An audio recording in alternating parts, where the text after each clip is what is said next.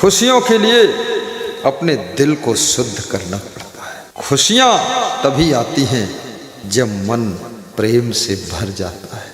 सबके लिए प्रेम हो तो तुम खुश रह सकोगे।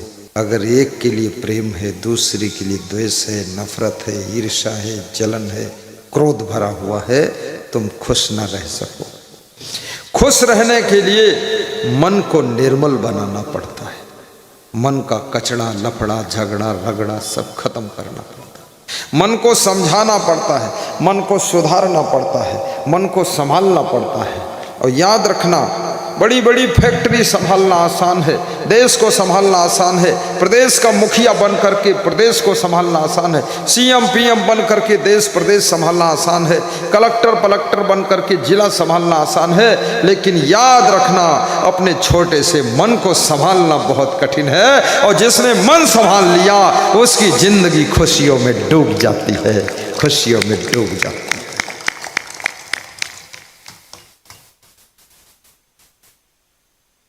मन को संभालो। कबीर साहिब कहते हैं, मन की तरंग मार लो। तिलक सेवा प्रारंभ हो गई है। सभी भक्त तिलक लगवा रहे हैं। महिलाएं स्वयं तिलक लगा लो देवी। और एक बेटी भी तिलक लगाने के लिए तैयार हो जाए। स्त्रियों के स्त्रियां लगाएंगी, पुरुषों के हमारा साधु लगाए। और किसी के पास में थाल आ जाए तो खुद भी लगा लेना, क्योंकि किसी की पत्नी, किसी की माँ, किसी की बेटी का माथा अन्य पुरुष को छूना नहीं चाहिए, परहेज रखना चाहिए। और संत महात्मा को किसी माता बहन के साथ में सेल्फी फोटो नहीं खिंचवाना चाहिए, क्योंकि उसमें मुंह में जुड़ जाता है। मुंह देखने वाले लोगों पर असर गलत पड़ता है। लोग सोचते हैं, अरे इतना बड़ा गुरु होकर मुंह में मुंह जोड़े। मुंह में मुंह नहीं जोड़ना। ऐसा काम करना ही नहीं है जो कोई संदेह करे। शक के घेरे में आना ही नहीं। मैं विश्व के सभी साधु संतों से कहता हूं, अपने आश्रम में किसी भी माता बहन को दासी बनाकर मत रखिए। सब माता बहन भक्ति करे, अपने पति के साथ आए, दर्शन करे, 2-4 दिन रहे, फिर अपने घर चली जाए। किसी माता बहन से ब्रह्मचारी साधु संत को पैर नहीं दबवाना चाहिए। बहुत बड़ा पाप लग जाएगा, वो संत की तपस्या खंडित हो जाएगी। किसी माता बहन से याद रखना, साधु संत ब्रह्मचारी को अपने कमरे का बिस्तर भी नहीं ठीक कराना चाहिए। याद रखना, नारी पुरुष दो हैं त्यागी, तदपि रक्षिए जिम तृण यागी। तुलसीदास कहते हैं, आज जितने साधु संत बदनाम होते हैं, जितने के ऊपर कलंक लग रहा है, ये सब पक्के मूर्ख लोग हैं। ये खाली इस लोक बोलता है और इस लोक की बात जानता नहीं। इस लोक बोलता है और इस लोक में गड़बड़ करता है। क्यों तुमने रखा? जब अपने माता पिता को छोड़कर तुम साधु बन गए, भाई बहन को छोड़कर साधु बन गए, गांव जिला प्रदेश छोड़कर साधु बन गए, तो ये कहाँ से कोई दूसरी स्त्री लाकर दासी बनाया, शिष्या बनाया, चेली बनाया? अरे मूर्ख साधु, इनसे दूर रहो। क्योंकि आग में हाथ कोई डालेगा, हाथ जल जाएगा। चिमटा से रोटी सेंकी जाती है। चिमटा। ऐसे ही संयम नियम का चिमटा रखिए और माताओं बहनों से दूरी बना करके तपस्या कीजिए। फिर जगत में सुख शांति की रोटी सेक कर सबको खिला दीजिए, सबका जीवन मंगलमय कर दीजिए। मुखिया को भी एक माला कोई महिला पहना दे। ये स्त्री मुखिया है, पूर्व विधायक की पत्नी मुखिया है। कोई ठीक ठाक स्त्री बुलाओ, माला पहने। ये पहना देगी, ये भी ठीक ठाक है, होशियार है। जो होशियार है वही ठीक ठाक है। ये माला पहने रहना, वो घर तक ले जाना। अपने विधायक माला घर ले जाना, यहाँ डाल मत देना। पहना दो, साहेब बंदगी कर लो, बोल दो होली है होली।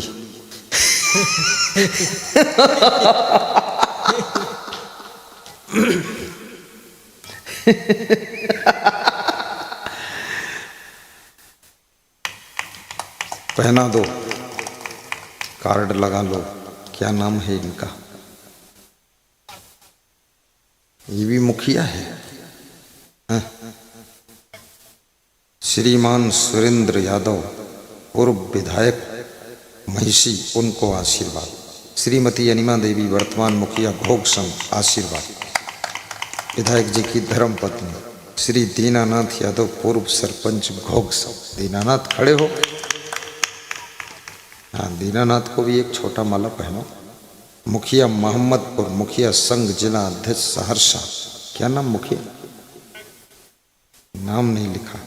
विनय कुमार यादव। विनय, तुम्हारे यहाँ भी मैं चलूँगा, ठीक?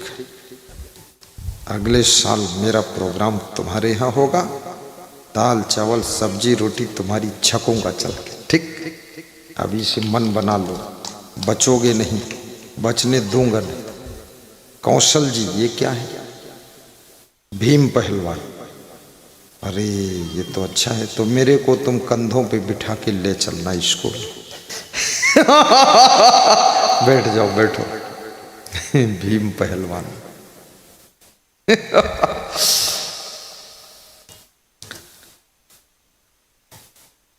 आइए संत जी आपका स्वागतम, आइए भक्त जी आपका स्वागतम, स्वागतम स्वागतम स्वागतम स्वागतम।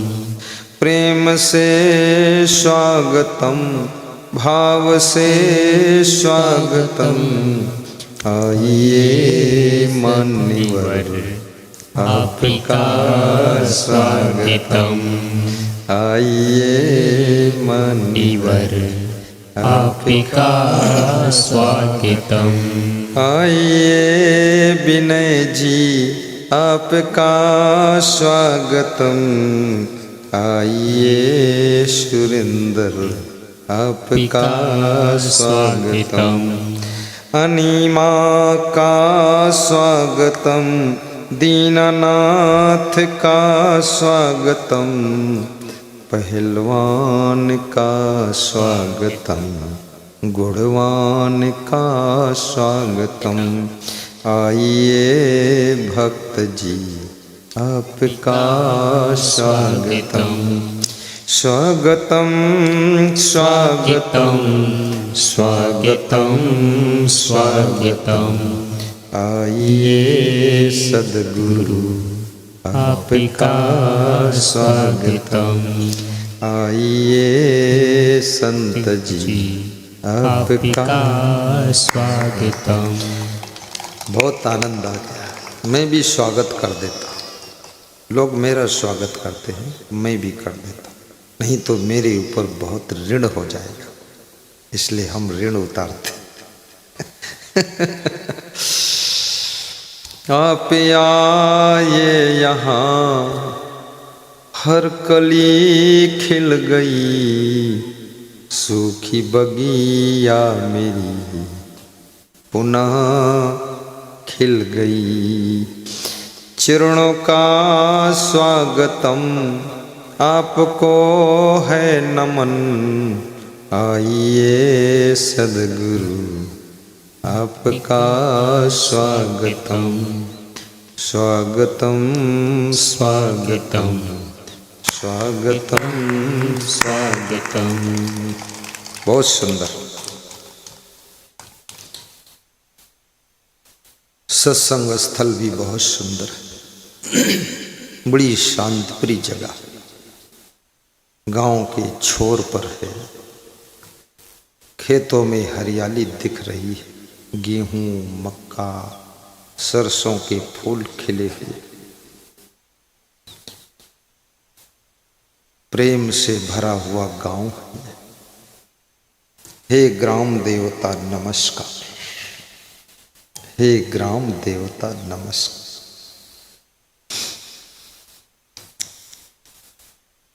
जीवन में कभी भी अपने अंतःकरण को कठोर मत बनाना। करुणा प्रेम स्नेह से अंतःकरण ओतप्रोत होना चाहिए।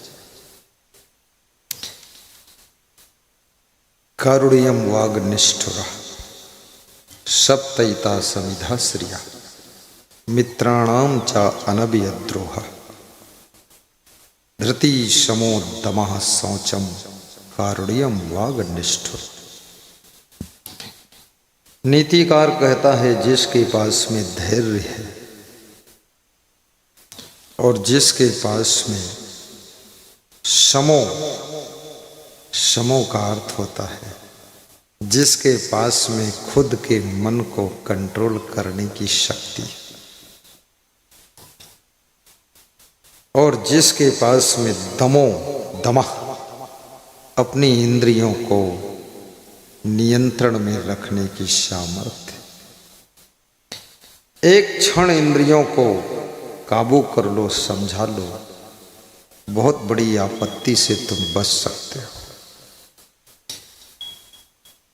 एक मिनट अगर मन को समझा लो तो बहुत बड़े संकट टल सकते हैं। ये केवल सेकंडों का खेल है। मन धूम मचाता है, हलचल मचाता है, मन चंचल होता है, इंद्रियां उद्वेगित होती हैं, तूफान मचाती हैं, लेकिन एक मिनट अगर संभल गए तो बेड़ा पार हो गया, अगर फिसल गए तो बेड़ा डूब गया। समझ लो। योजितः पंचवर्गेण सहजे नात्मकर्षिण आपदस्तस्य वर्धन्ते शुक्ल पक्ष यो दुराट। जो लोग अपनी इंद्रियों से हार चुके हैं, जो लोग इंद्रिय भोगों से पराजित हो गए, जो लोग इंद्रियों के भोगों की ओर आकर्षित होते हैं,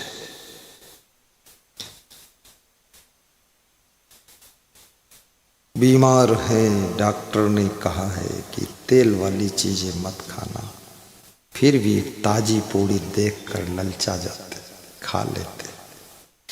बीमार हैं, शुगर है, डॉक्टर ने कहा है अब बस मीठा मत खाना, फिर भी चुपके से खा लेते। बीमार हैं, डॉक्टर ने कहा है नमक छोड़ देना, बीपी हाई है, फिर भी चुपके से नमक खा लेते, नमकीन खा लेते। एक सेकंड के स्वाद के लिए तुम अपने स्वास्थ्य को खो देते हो। Health is wealth. स्वास्थ्य एक संपत्ति है।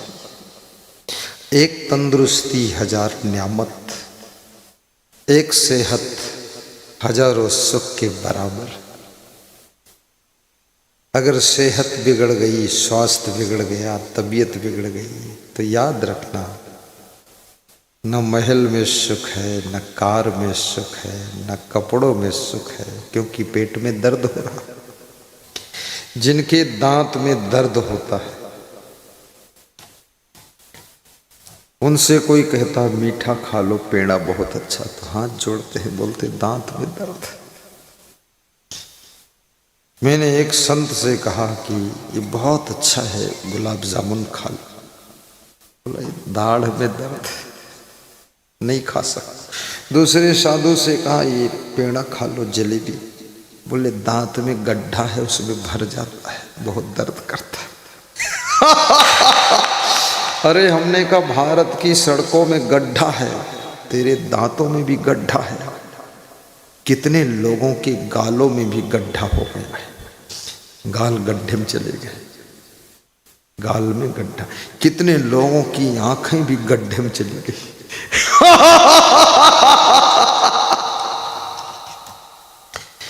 जब सीमा से ज्यादा तुम्हारे शरीर की शक्ति क्षीण हो जाती है, जिसको रज और वीर्य कहते हैं। एक लिमिट से ज़्यादा जब ये शक्ति अस्खलित होती है तो आँखें भी गड्ढे में चली जाती हैं और गालों में भी गड्ढे हो जाते हैं और पैर भी बहुत पतले पतले हो जाते हैं और शरीर ऐसे बदसूरत हो जाता है। बिल्कुल कैसा हो जाता है मैं नहीं कहूँगा कैसा होता है, क्योंकि लोगों को दुख हो जाएगा। इसलिए अपने शरीर के वीर्य को थोड़ा कंट्रोल कीजिए। महिलाएं भी अपने शरीर की शक्ति को कंट्रोल करें। एक क्षण, एक सेकंड जो तुमको फीलिंग होती है अपनी शक्ति को फेंकने में, अगर उस शक्ति को रोक लिया जाए तो याद रखना 24 घंटे तुम आनंद और परमानंद में डूबे रहोगे। आपन तेज सम्हारो आपे, तीनों लोक हाकते कापे। आपन तेज सम्हारो आपे, तीनों लोक हाकते कापे। करु बहिया बल आपनी, छाड़ी वीरानी आस। जाके आंगन नदिया बहे, शोक समरे पियास। अपने बल को संभाल लो, अपनी बुद्धि को भी कंट्रोल करो। ये बुद्धि, लोग कहते हैं हमको कुछ याद नहीं होता। ऐसा तो किसी की बुद्धि है नहीं जो कुछ याद ही ना याद होता।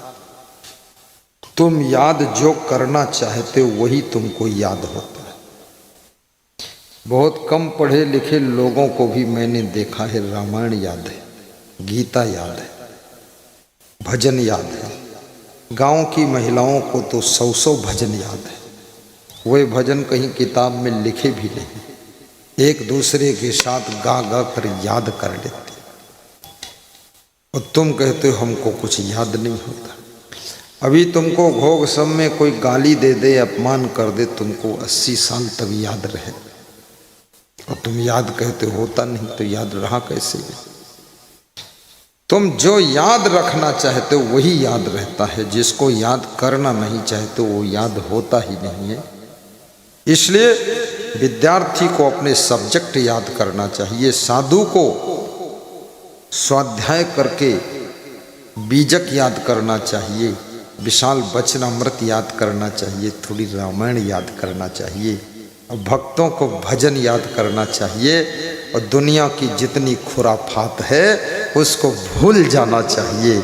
जो याद करने योग्य है उसको याद कीजिए, और जो याद करने योग्य उसको जब तुम याद करोगे तो तुम्हारे मरने के बाद भी ये संसार तुमको याद करेगा, तुमको याद करेगा। आज मीरा को याद कर रहे हैं लोग, शिवरी को याद करते हैं लोग, कबीर को, कृष्ण को, राम को, हनुमान को, सब याद करते हैं, अंगद को भी याद करते हैं, बलराम को याद करते हैं, नंद बाबा यशोदा को याद करते हैं, देवकी को याद करते हैं, कौशल्या को याद करते हैं, राजा दशरथ को भी याद करते हैं। लेकिन राजा दशरथ को इसलिए याद करते हैं कि राम भगवान के पूज्य पिताजी थे, इसलिए याद करते हैं। राजा दशरथ के पिताजी को कौन याद करता है? सब खत्म।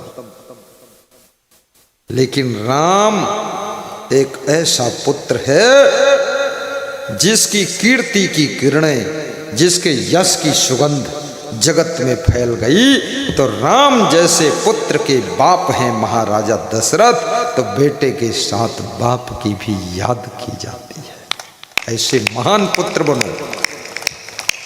अरे गहरे नथु खैरे वगैरह पगैरे लगैरे झगैरे बेटा मत बनो। ऐसे पुत्र बनो कि तुम्हारी याद के साथ तुम्हारे बाप की भी याद हो, माँ की भी याद की जाए। स्वामी विवेकानंद जैसे संत बनो, शिष्य बनो, जो स्वामी विवेकानंद के साथ में उनके गुरु परमहंस रामकृष्ण की भी याद की जाती है। और याद रखना, कृष्ण भगवान जैसे बन करके कुछ कार्य करो। जो कृष्ण के नाम से मथुरा को भी पूजा जाता है, राम के नाम से अयोध्या पूजी जाती है। याद रखना, तुम्हारे घोग सम को भी याद किया जाए, तुम्हारे भक्ति के प्रभाव से घोग सम को भी लोग याद करें, ऐसी भक्ति करना। लाखों लोग घोग सम को याद कर रहे हैं। आज सबको मालूम हो गया है कि गुरुदेव घोग सम में पहुंच गए। मेरे पास कनाडा से फोन आया, उन्होंने कहा घोग सम में पहुंच गए। हमने कहा घोग सम। हमने कहा तुमने कैसे जाना? बोले मैं तो 1 महीने से जानता, मोबाइल में चल रहा है, यूट्यूब चैनल में चल रहा, फेसबुक में आ रहा, घोग सम का प्रोग्राम है, होली घोग सम में होगी। तो हमने कहा बिल्कुल होली वहाँ होगी। तो बोले वहाँ क्यों होगी? बहुत धनवान लोग हैं। हमने कहा बहुत धनवान लोग हैं। कितने धनवान हैं? तो मैंने कहा सब अरबपति है। बोले मेरे से ज़्यादा धनवान? हमने कहा बहुत ज़्यादा, बहुत ज़्यादा। धनवान कौन है? गुरु की नज़रों में वही धनवान है जिसके पास में प्रेम की दौलत है, जिसके पास में आस्था है, श्रद्धा है, वही वास्तव में अध्यात्म के क्षेत्र में धनवान माना जाता है। जिसके पास कागज के नोट हैं वो धनवान नहीं है। जिसके पास में आस्था है सेवरी जैसी, तो भगवान उसके यहाँ जाकर बेर खाते हैं। भोग सम में आस्था है, इसलिए गुरुदेव यहाँ आकर के पेड़ा खा लेते हैं। बोलिए सद्गुरुदेव की जय हो।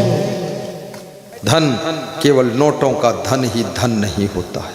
याद रखना, प्रेम भी बहुत बड़ा धन है, श्रद्धा भी धन है, भक्ति भी धन है, सेवा भी धन है, आस्था भी धन है, सद्गुण भी धन है, सदाचार धन है, सत्कर्म भी धन है। और याद रखना, इस धन से बड़ा कोई धन नहीं है। जिसके पास में ये धन आ गया, प्रेम धन, वो धन्य हो जाता है।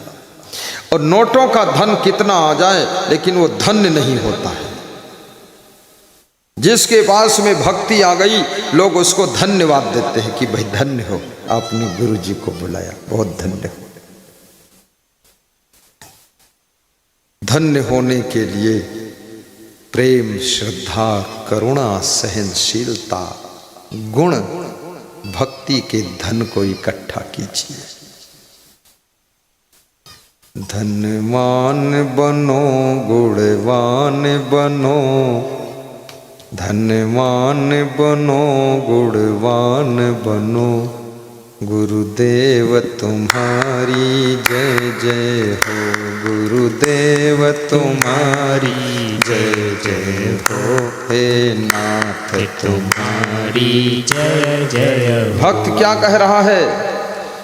धनवान बनो, गुणवान बनो, गुरुदेव तुम्हारी जय जय हो।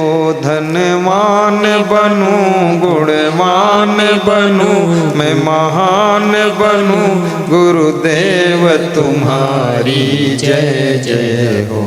भगवान तुम्हारी जय जय हो। इंसान बनूं मैं महान बनूं, इंसान बनूं मैं महान बनूं, गुरुदेव तुम्हारी जय जय हो, गुरुदेव तुम्हारी जय जय हो, भगवान तुम्हारी जय जय हो। जो लोग धनवान बनना चाहते हैं, आज एक बात याद रखना, महिलाओं के लिए खासकर, पुरुषों के लिए भी खासकर, आपस में प्रेम बढ़ा लीजिए, घर में सुमत बढ़ाइए, गम खाना सीख लीजिए, छोटी छोटी गलतियों को भूल जाइए, एक दूसरे को क्षमा भी कर दीजिए, प्रेम के सागर बन जाइए। तुम्हारे घर में धन दौलत उन्नति प्रगति सब कुछ हो जाए। बड़ों की आज्ञा का पालन कीजिए, मनमानी मत कीजिए। तुम मनमानी करोगे, सब मनमानी करेंगे तो फिर घर बिगड़ जाएगा। अपने मन को मारो, जो उचित है वो करो। माता पिता का आदर कीजिए, पति का सम्मान कीजिए, पत्नी की गरिमा का ध्यान रखिए, बच्चों को संस्कार दीजिए, घर की खूब सफाई रखिए, जानवरों को भी समय पर चारा पानी दीजिए और साथ में अतिथि का सत्कार कीजिए। धनवान न हो जाना तो मेरे पास आकर कहना कि गुरुजी ये सब किया, धनवान नहीं हुआ। बीड़ी पीना छोड़ दीजिए, सिगरेट छोड़िए, गांजा भांग चरस तंबाकू अफीम पुड़िया गुटखा सब त्याग कर दीजिए।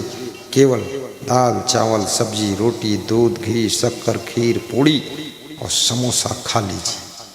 चाय भी कम कर दीजिए, चाय के लफड़ा में फंसिए मत, चाय वाय में कुछ भी नहीं है। घर में पूजा मंदिर बना लीजिए, मंदिर में जो भी तुम्हारे गुरु हैं इष्ट देव हैं कबीर साहब राम भगवान फोटो रख लीजिए। सुबह शाम थोड़ा पूजा पाठ ध्यान कीजिए और मंदिर में एक कोने में ही दान पात्र रखिए डिब्बा और उसमें रोज दान भी डालिए। वो दान का डिब्बा गुरु जी को समर्पित करिए। उस दान से तुम्हारे घर में कोई नादान नहीं पैदा होगा, उस दान से तुम्हारे घर का दरिद्र दूर होगा और उस नित्य दान से तुम्हारी मनोकामनाएं भी पूर्ण हो जाएंगी। ऐसा मैं आपसे वादा करता हूं, यही होगा। समय का सदुपयोग कीजिए, टाइम पास मत कीजिए, आलसी बनकर मत बैठिए, कर्म योग के पथ पर चलिए, प्रसन्न भी रहिए, गुस्सा को कंट्रोल कीजिए, साहिब बंदगी भी बोलिए और माताओं बहनों का आदर भी कीजिए। मर्यादा से रहिए। नौजवान बेटी और बहू से थोड़ा दूरी बनाकर रहिए। खुद की बेटी जवान हो गई है, थोड़ा दूर रहना चाहिए। अपने घर की बहुओं से दूर रहना चाहिए। प्रेम सबको कीजिए, फिक्र सबकी कीजिए, व्यवस्था सबकी कीजिए, लेकिन थोड़ा मर्यादा से रहिए। दूसरे की स्त्री की तरफ गलत दृष्टि मत रखिए। अपनी पत्नी में संतुष्ट रहिए, अपने पति में खुश रहिए।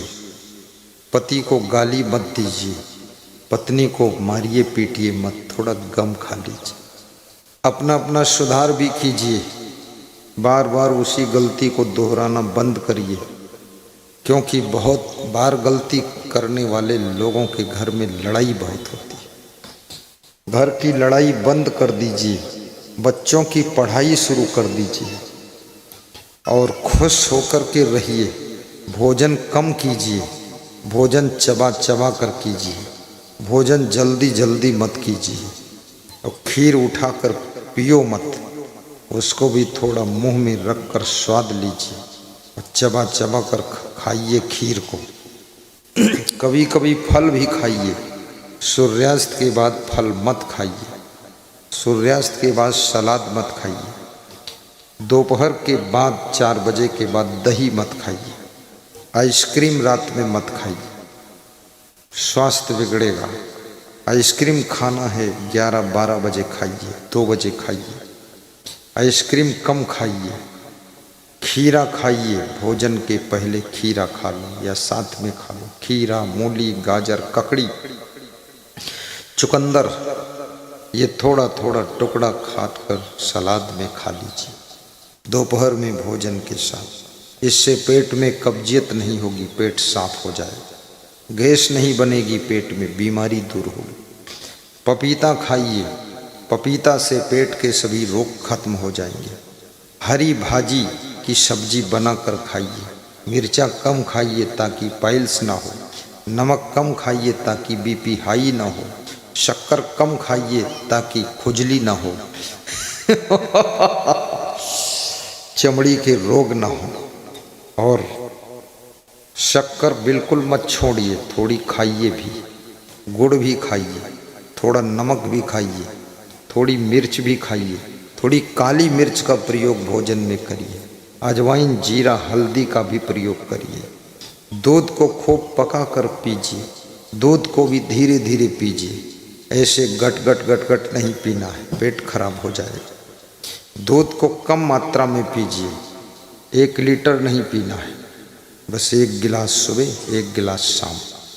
कितने लोग 3-3 लीटर दूध पीते हैं, फिर उनके पेट में गैस बनती है और फिर ऐसी गैस खोलते हैं कि पूरा घर बदबू मचता है।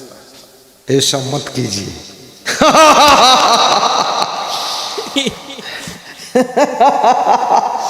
संत लोग सब अनुभव कर चुके हैं, क्योंकि मेरे आश्रम में एक ऐसा संत आया, वो चुपके से 2 लीटर दूध पीता था और जब लैट्रिन जाता था पूरे आश्रम में बदबू फैलती थी।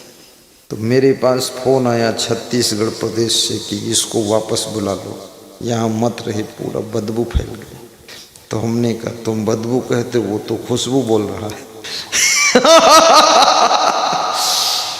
पेट को ठीक रखिए। पेट में अधिक भोजन पहुंचने से पचता नहीं, फिर सड़ता है। पेट बड़ा होने लगे तो भोजन आधी खुराक कर दीजिए। पेट बहुत मोटा हो रहा तो चिंता कीजिए।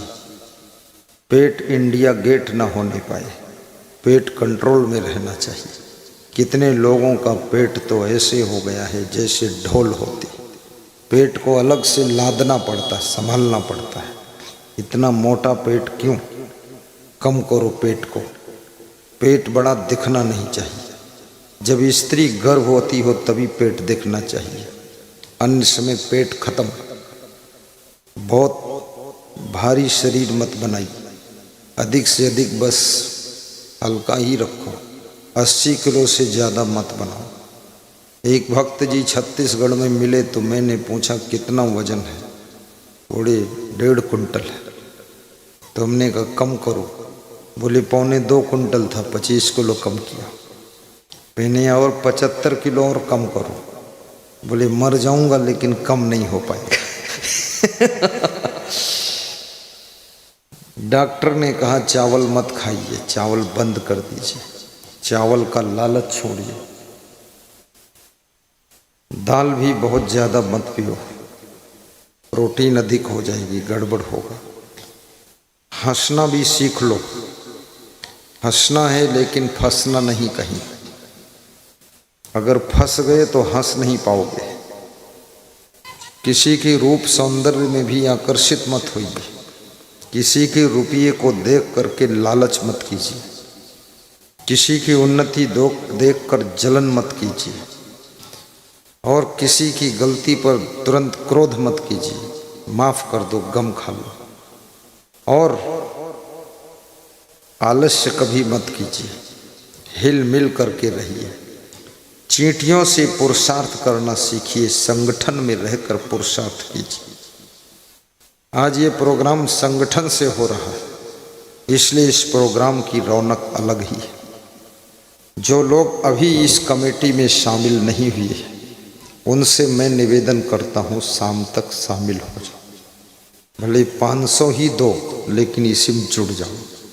ये कमेटी स्वार्थ की कमेटी नहीं है, ये किसी व्यक्ति की कमेटी नहीं है, ये परमार्थ धर्मार्थ सेवारथ की कमेटी है।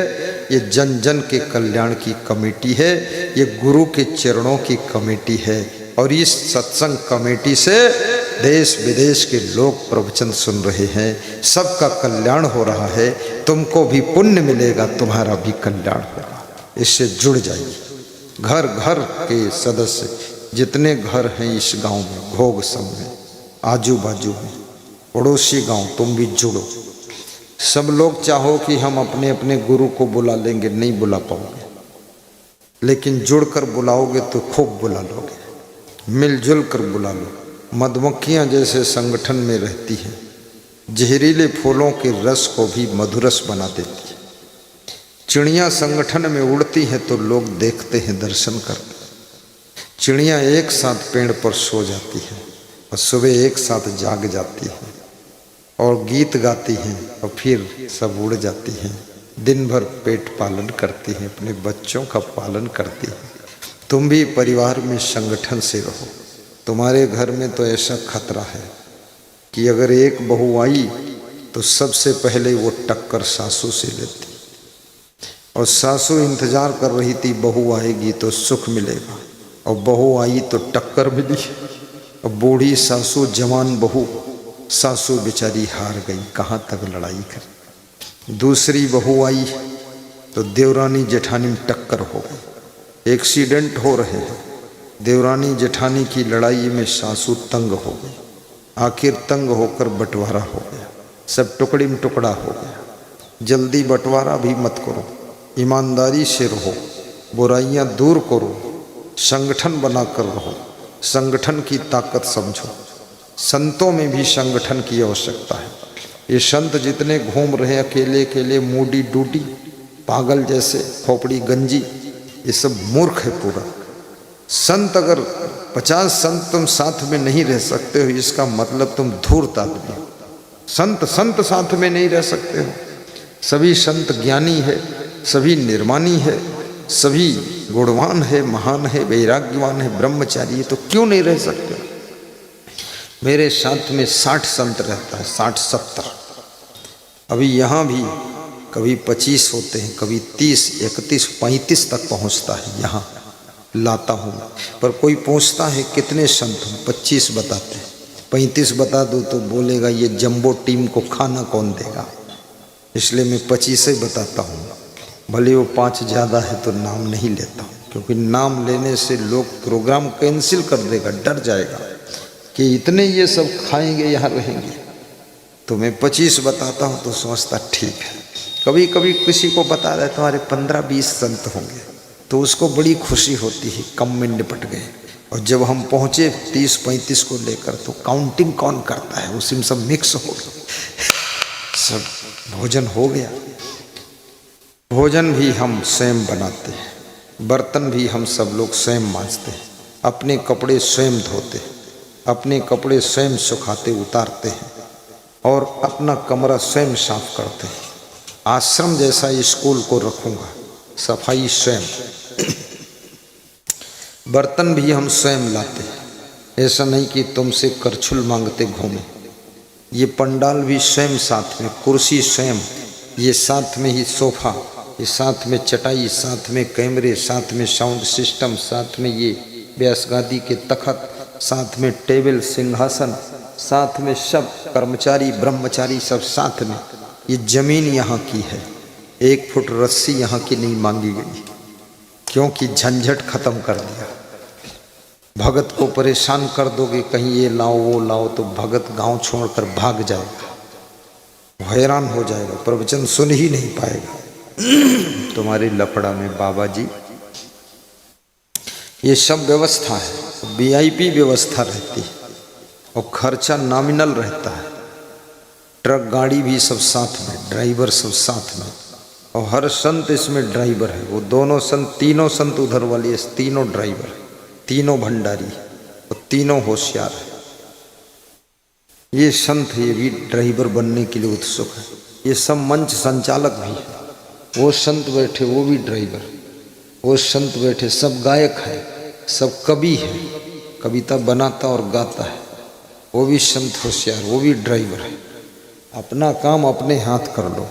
10 ड्राइवर रखोगे, वो वेतन मांगेगा महीना का, उसको दो 1.5 लाख, और फिर पान तम्बाकू खाकर तुम्हारे कान में थूक देगा, नरक बना देगा। और अगर खोल दिया कहीं दारू की बोतल तो बर्बाद हो जाएगा टोटल।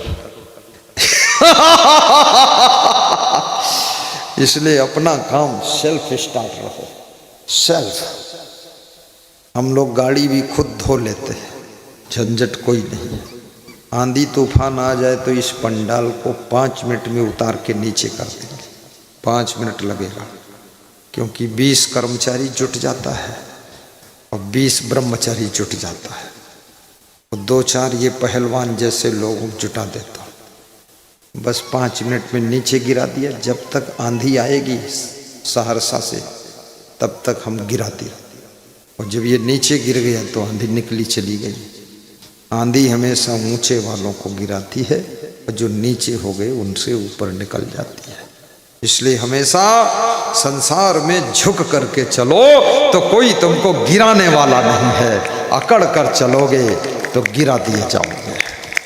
नम्रता से रहो, समता से रहो, प्रेम से रहो। तो मैं बता रहा था, धृति समो दमः शौचम कारुण्यम वाग्निष्ठुरा।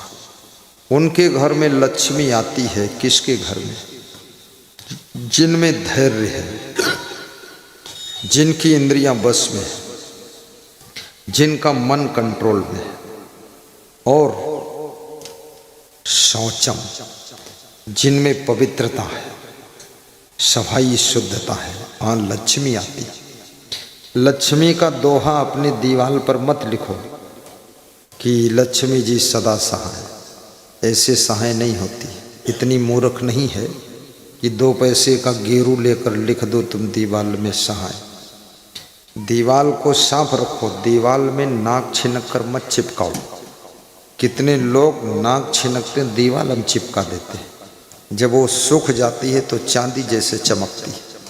सबको मालूम हो जाता है यहाँ नाक चिपकाई गई। ये गंदगी फैलाने से दरिद्र आएगा।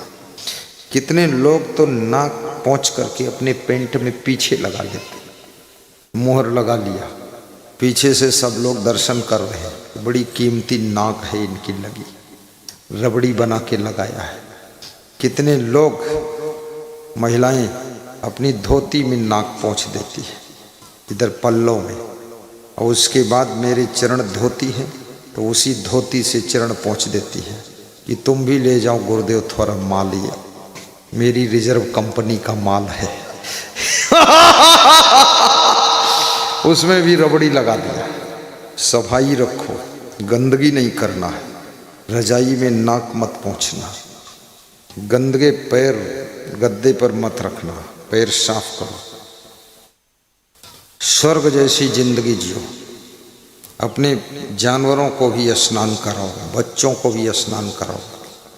अपने भैंस के पीठ में तेल भी लगा दो, थोड़ा तेल लगाना, पेट्रोल मत लगा दो। बच्चों के सरसों का तेल लगा के थोड़ा मालिश करो। हाथ पांव तोड़ो मोड़ो, तोड़ो मतलब डंडे से मत तोड़ देना, घुमाना है, झुकाना है। व्यायाम कराइए उसको, मजबूत हो जाए हड्डी उसकी। बच्चे का मुंह भी साफ करो ठीक से, सुंदर दिखना चाहिए बच्चा। और स्त्रियों को भी साफ सुथरा रहना चाहिए, गंदे फंदे मत रहो। अपने बालों को बांध कर रखो। ऐसा नहीं जो भोजन बनाओ 2-4 बाल उसमें गिरा दिया। कितने घरों में रोज दाल में बाल निकलता है, और दाल में बाल तो घर में रोज बवाल झगड़ा होता है। ये दाल में बाल कैसे? तो पत्नी कहती है सिर में बाल, घर में बाल, दाल में बाल, सब्जी में बाल, भात में बाल, कितना प्यारा बाल। अरे मेरे पति देव, एक बाल भी खा लो, क्या फर्क है। अपने बाल भी कंट्रोल रखो, जहां तहां बाल पड़े हैं, ये क्या मामला है।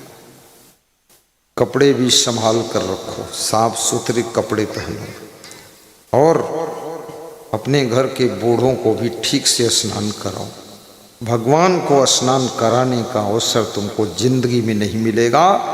अपने बूढ़े माँ बाप को स्नान करा दीजिए, सास ससुर को स्नान करा दीजिए, और याद रखना उनको भोग लगवा दीजिए भोजन का, तो भगवान खुश हो जाएगा, उसका आशीर्वाद आपको मिलेगा। भगवान तुम्हारे भोजन का भूखा नहीं है, लेकिन माँ बाप भूखे हैं। याद रखना, कोई अतिथि आ जाए उसको भी कुछ खिलाइए। जरूरी नहीं कि रबड़ी खिलाओ, पोहा खिला दो, खिचड़ी खिला दो, 1 गिलास शरबत पिला दो, आधी कप चाय पिला दो। सम्मान से ही स्वागत होता है।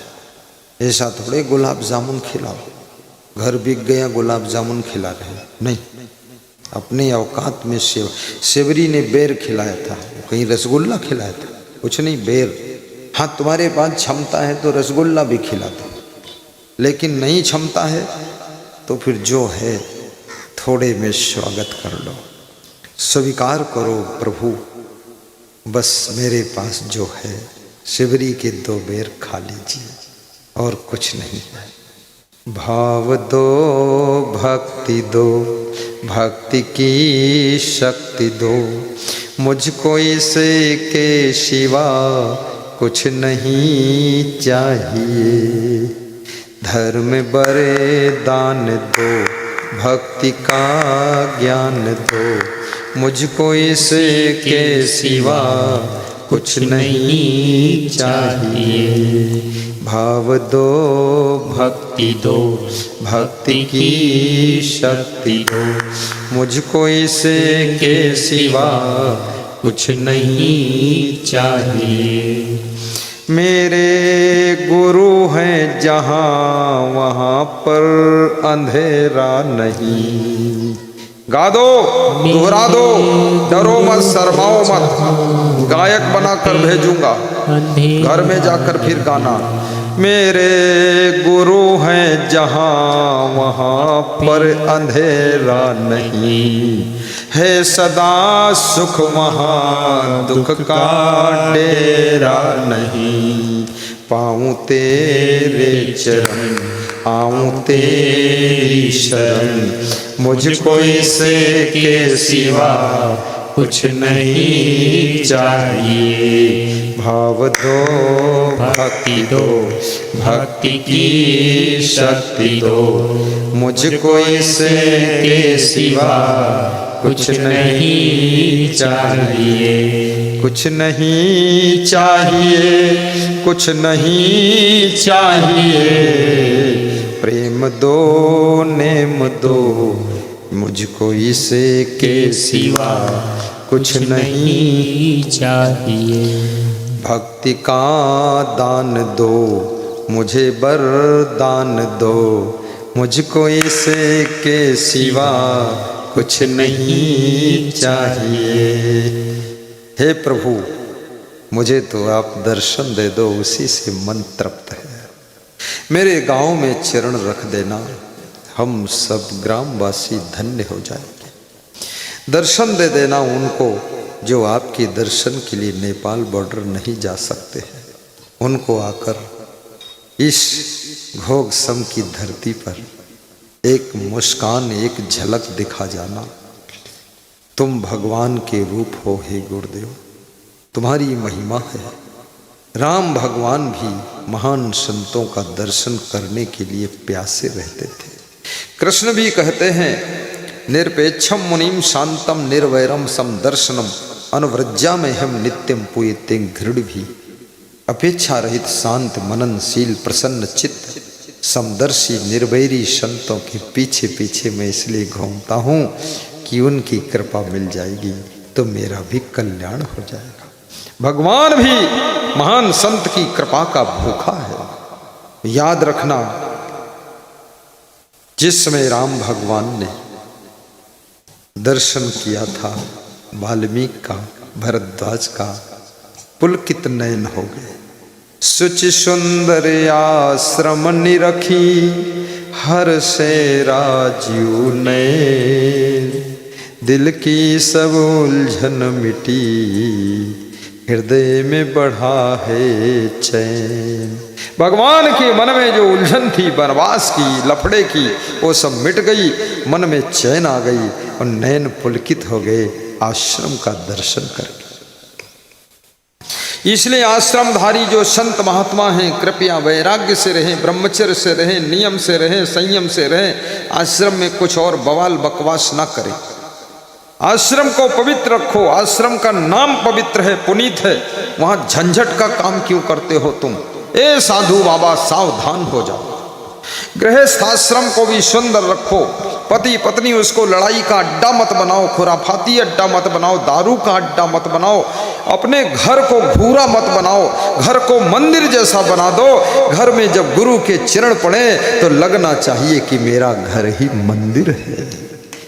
मंदिर मंदिर द्वारे द्वारे ढूंढूं रे सामरिया, ढूंढूं रे सामरिया। मंदिर मंदिर द्वारे द्वारे ढूंढूं रे सामरिया, ढूंढूं रे सामरिया। मन की तरंग मार लो। कबीर का भजन निराला है। सबका अलग अलग भजन करने का तरीका है। कोई माला फेरता है और कहता मैं भजन कर रहा हूँ, कोई नाम जपता है और कहता भजन कर रहा हूँ, कोई ध्यान करता आंखें मूंद कर कहता मैं भजन कर रहा हूँ, और कोई सदग्रंथ का पाठ करता और कहता मैं भजन कर रहा हूँ। लेकिन कबीर कहते हैं बस मन की तरंग मार लो, ले लो, बस हो गया भजन। आदत जरा सुधार लो, आदत जरा सुधार लो, बस हो गया भजन। मन की तरंग मार लेकर बैठे रहो, बस हो गया भजन भजन। मन की तरंग वाह वाह, जय हो। बस हो गया भजन। आदत जरा सुधार लो। तुम बेटा को सुधारते हो, बाप को सुधारना चाहते हो, बहू को सुधारना चाहते हो, अपनी सासू को तुम सुधारना चाहती हो, लेकिन अपने मन को कब सुधारोगे? अपनी आदतों को कब सुधारोगे?